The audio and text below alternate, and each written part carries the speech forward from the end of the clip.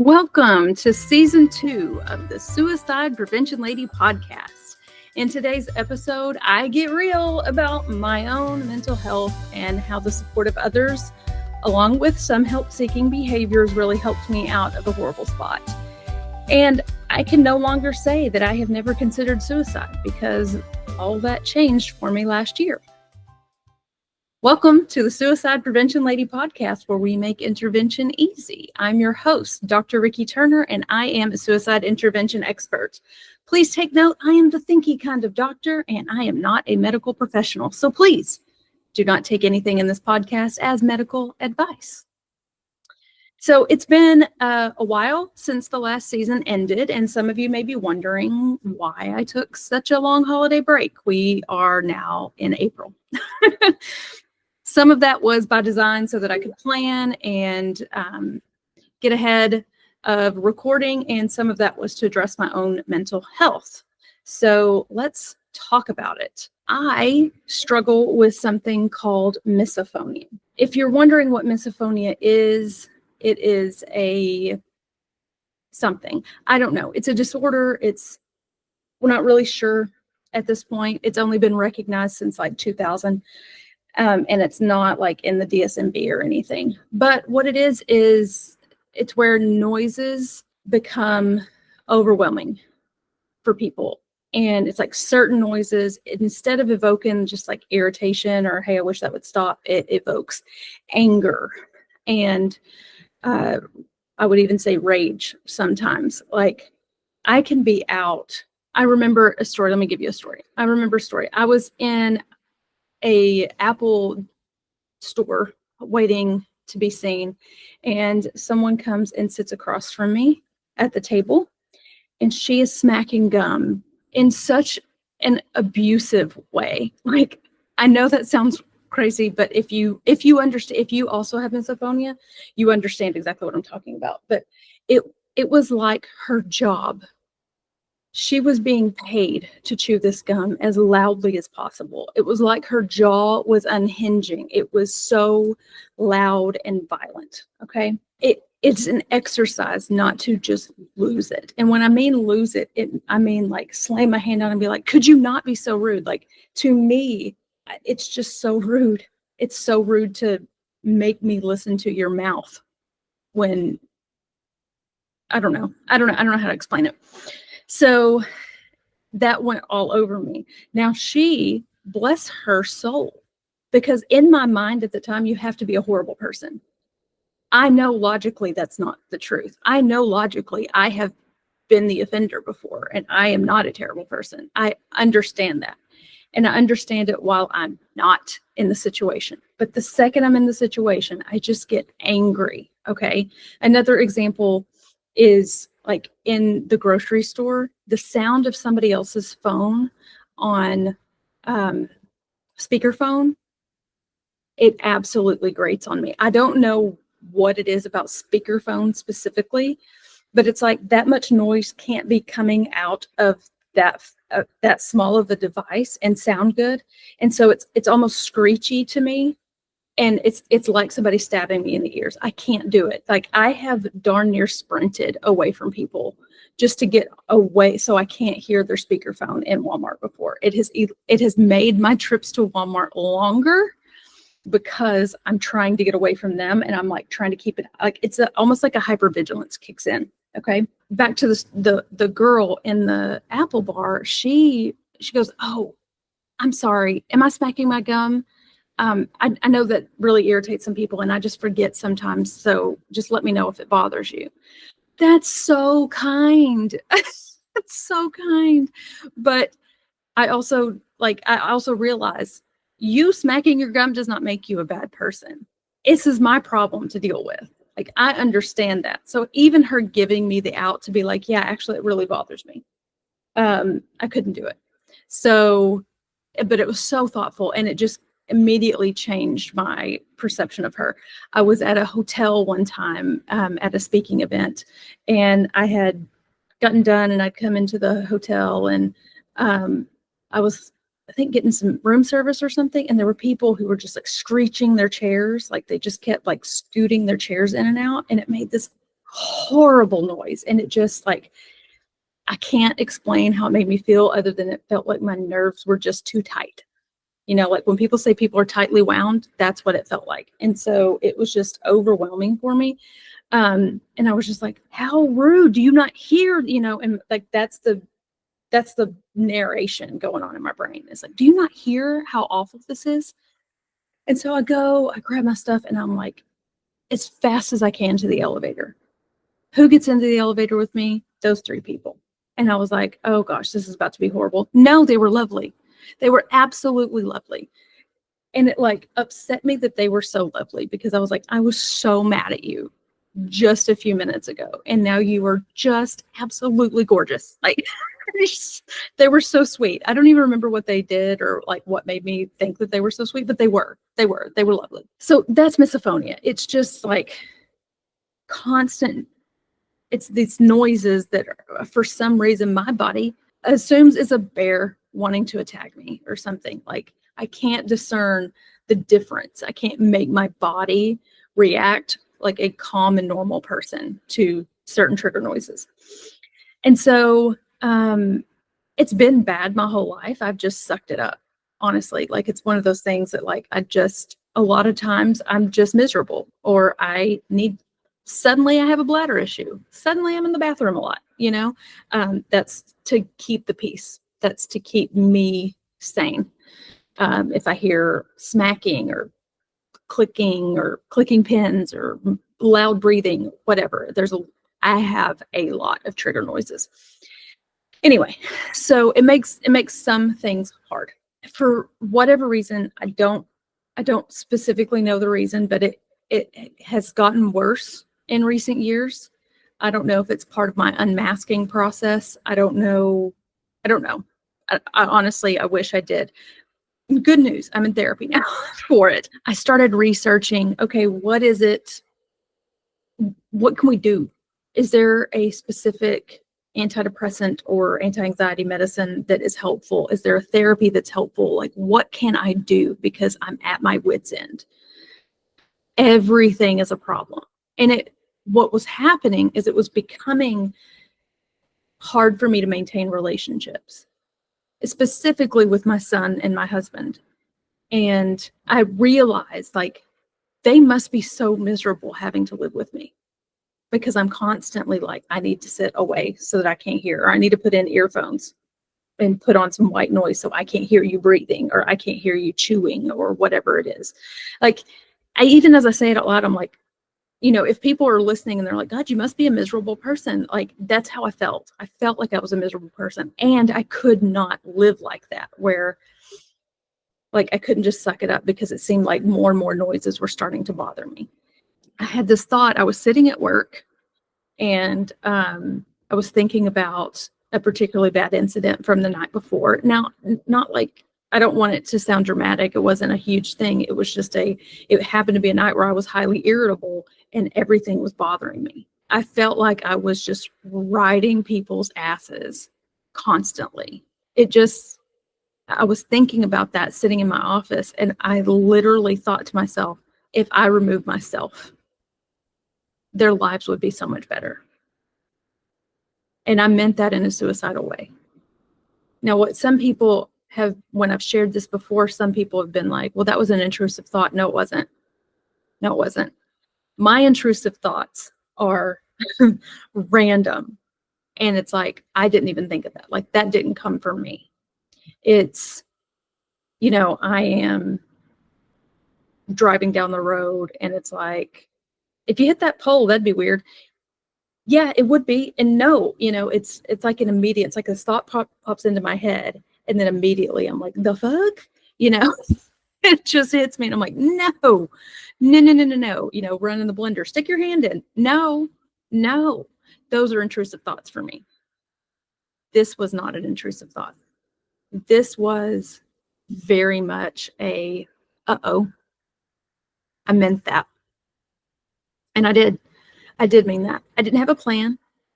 I did not have like, it wasn't like I get to planning this. It wasn't that serious, but it was, I believed those words. I believed that if I wasn't in their lives anymore, yeah, I'd be hard on them, but ultimately they would be better for it. And it stopped me dead in my tracks.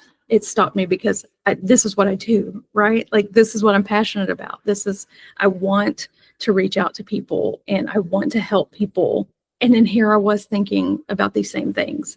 And I know how that can get out of hand really quickly. And if I were to sit there and just choke that back and be like, that's a bummer, that it could definitely get worse. And it may be something that I act on later down the line. And so I did, and like, I was like, I remember I'm sitting there and I was like, oh shit. Oh, I'm way worse than I thought I was.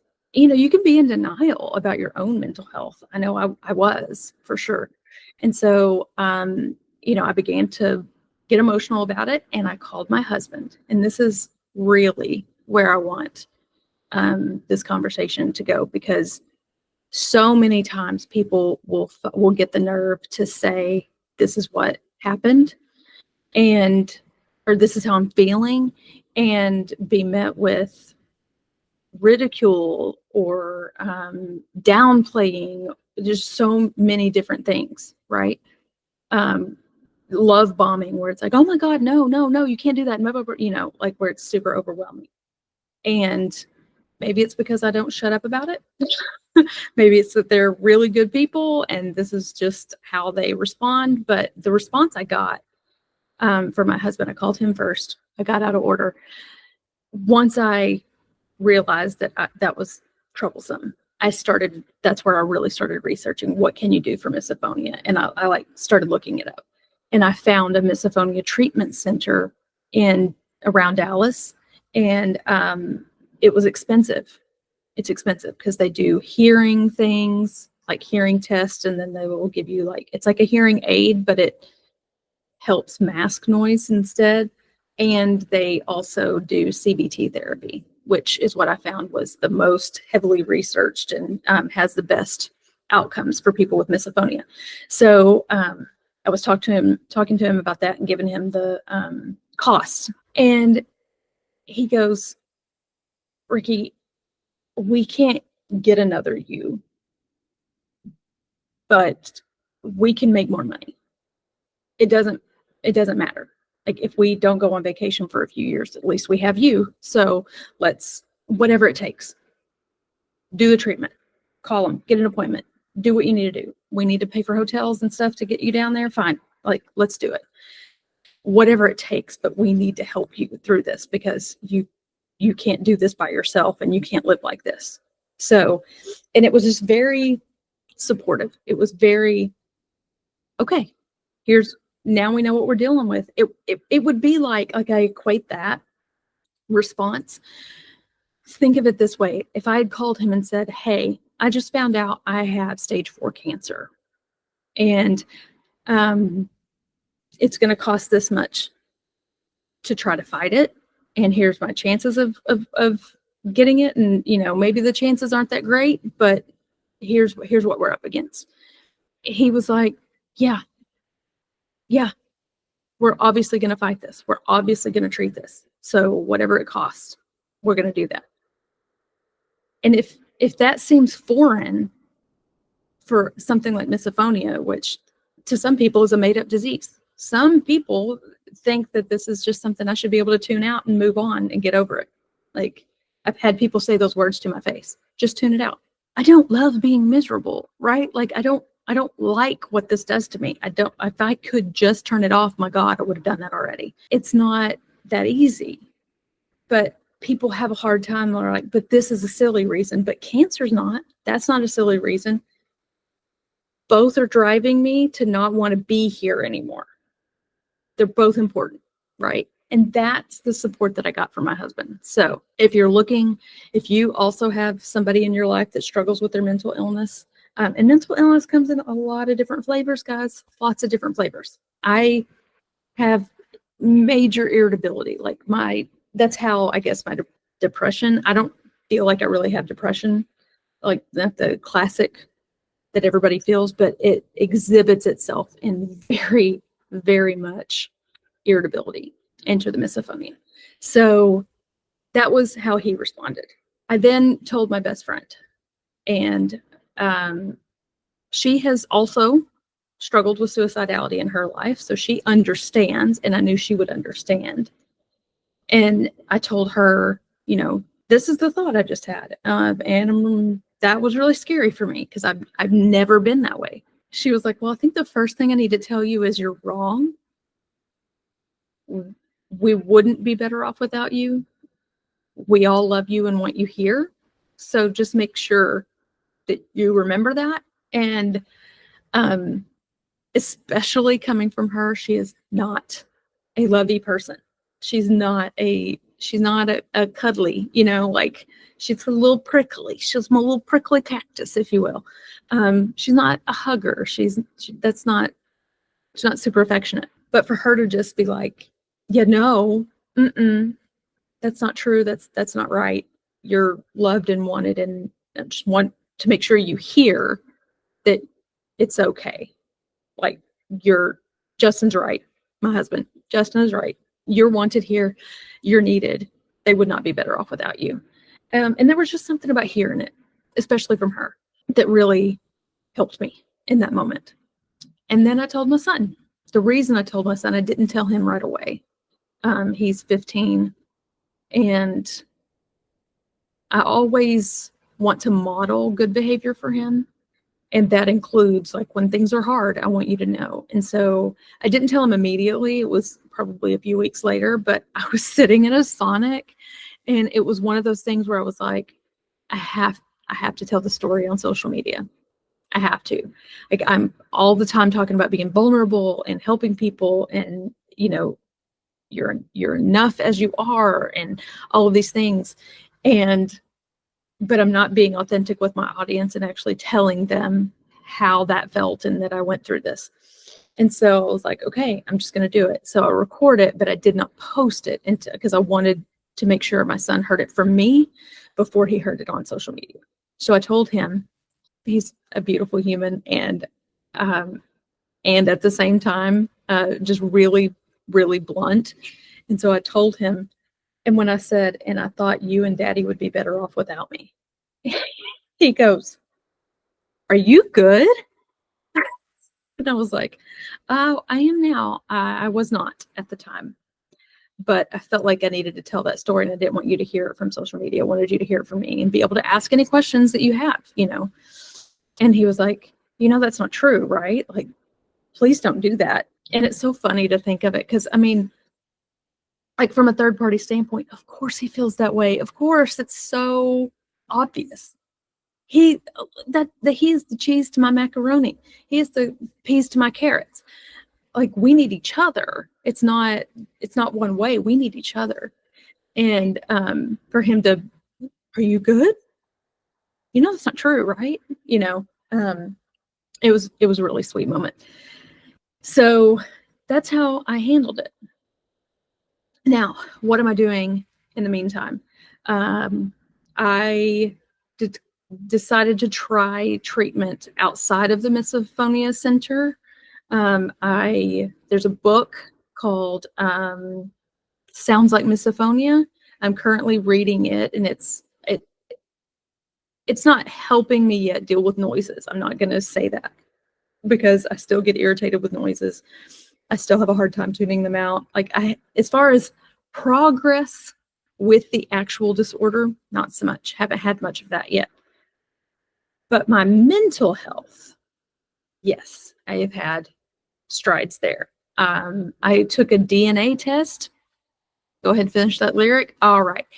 I took a DNA test that tells you, it's like GeneSight or something like that, but it tells you what mental health medication vibes with your body, basically.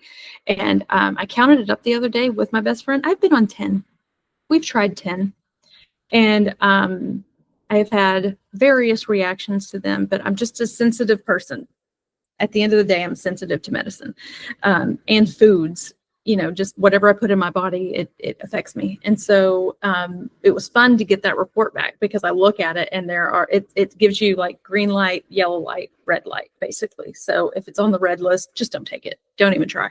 If it's on the yellow list, you're probably going to need a justification for it. You may need to have higher doses of it to make it work, but it could. And then there's the green list, where it's like, this is probably going to work for you. And everyone that I'd had a bad reaction to, every single one of them were on the either yellow or red list. And there were like 4 on my green list out of all of the antidepressants that are out there. There are 4 apparently that I can have. The one that they wanted me on, it's called Trintellix. And that's the one they really wanted to put me on. But enter America's healthcare system, and my insurance will not cover it. And it was like $400 something a month. While I know we can always make more money, I've got to pass on that if there's another option to try. So tried a different one, and so far it's been great. It's helping me not get atomic bomb level as quickly. Can I still get there? Yeah. It's going to need more than a pill to take that out of my personality, but it's been good, and I'm having good results. So there's that. The other thing I'm doing is I'm in CBT therapy right now, and I'm working through a CBT workbook and just trying to work on things. And we're early on in that process, so I'll keep you guys updated if you want to be. So that's where I am. That's how I got through that process. Now, I understand I am in an extremely privileged state right now, because I have people around me who are supportive, who understand mental health, who understand how to react. And my hope is that if this happens to you specifically, that you also have this, but you can learn from how I noticed it, how I realized it, who I reached out to, how I reached out to them, the steps that I took. I want you to learn from that. And if somebody in your life is struggling and they tell you, affirm that what they're feeling is valid. That's what my team did. They didn't make me feel crazy, because that's what I was feeling. I was feeling downright crazy. Like, how do they deal with me? How do they deal with me? I'm a lot, and there, Elise Myers always says, if I'm too much, go find less. That's fine. But it had gotten to the point where I wanted to be less for them, and that's not fair. So, accept it, validate their feelings, say the things that are probably understood, but go ahead and say them out loud. Tell them that they're loved. Tell them that they're cherished. Tell them that this is not too much, and it's just an aspect of who they are, and you're going to work on it with them together. Maybe their mental illness is an inconvenience to you. Mine is, my God. Like, can you imagine with somebody who's constantly like, can you breathe quieter? No, I don't literally ask them to breathe quieter. I know that's not a real thing, but I do have to sit away from them sometimes because they're breathing loudly. That is true, and that can't feel good, but they're understanding and knowing, hey, this is some sort of neurological disorder. She can't help it. And I do things on my end to mitigate it as well. Like, every once in a while, if you're out with me and you see me just sticking a little earplug, that is so that I can tune out something that's going on that's pulling my focus away from the whatever it is, the scenario that I'm in, the event or whatever, the person, the conversation, doesn't matter. I don't want to constantly be in like, why are they smacking their food, or why are they biting their fork, or whatever it is. Say the things that need to be said out loud. Go ahead and say them. They might be assumed. They may have already said, I know you love me. That's okay. They still need to hear it. Go ahead and say it. And show up for them like mine did for me. And a way they showed up was saying, how can we help? How can we get you some relief? I don't know. I can't express how much that meant. When I posted it on social media, I had family. And I even said in the social media post, I was like, family, I swear to God, if you're listening to this, be cool. Do not make this weird for me. Just being vulnerable, and like I said something almost exactly like that. And I had some family comment on the post, and it was basically like, It was basically, I have felt the same way at times. I have struggled with that. So you're not alone there. And then others were like, it's okay. And my grandma, I was worried. I didn't want to cause her worry, right? And I knew she would see it. But she was just like, get the help. Get the help that you need because you deserve it. I'm going to get emotional about that. My grandmother's a saint. So I get emotional anytime I really think about her and how loving she is. So anyway, that's what you need to do though. Like take lessons from how people reacted to me because it's a very scary place to be in. If this resonated with you at all, if this story stirred anything within you, if it struck a nerve somehow, whether you've been the one struggling in silence or if you're the one trying to hold everyone else together, because that's me. I'm always the person trying to hold everybody together. I'm the one that people come to. I'm the strong one. I'm one that can help. And I go out of my way to be that person. I want you to take a moment and ask yourself, who in my life might need to hear that they matter today? And then say it out loud. Text it, call them, let them know they're important. Because sometimes the strongest people are carrying the heaviest things and they need to hear what we often leave unsaid. So take that time right now, like before this episode ends, go ahead and take that moment and let them know, whoever it is that pops into your head, just let them know, hey, you matter to me. I'm so glad you're in my life. Might get awkward. That's okay. That's okay. The worst thing that happens from this moment is somebody else feels loved. Like it might feel awkward, but it's that good kind of awkward. It's that, okay, we're having a real moment right now. So please do that. Certainly before the end of the day. Now, on the same token, somebody else may need to hear this episode. There's something in this episode that is saying, this person should probably hear it to you. If that is the case, please send this episode to them, share it with them, say, hey, you need to check this out. Whether they're the helper or the one who's hurting, this conversation could be the thing that helps them reach out or reach back. So, and we want to close that loop. So please share. You can share it on your social media if you want. Send it to them directly. It doesn't matter. Just get the word out to them. Now I'm wearing a shirt right now. It says baddies get saddies too. Hang on. If you're watching on video, you can see this. I'll stand up. Baddies get saddies too. It's just a little cutesy shirt. I wore it honestly because I needed a little confidence boost as I was doing this episode. It's a vulnerable episode for me.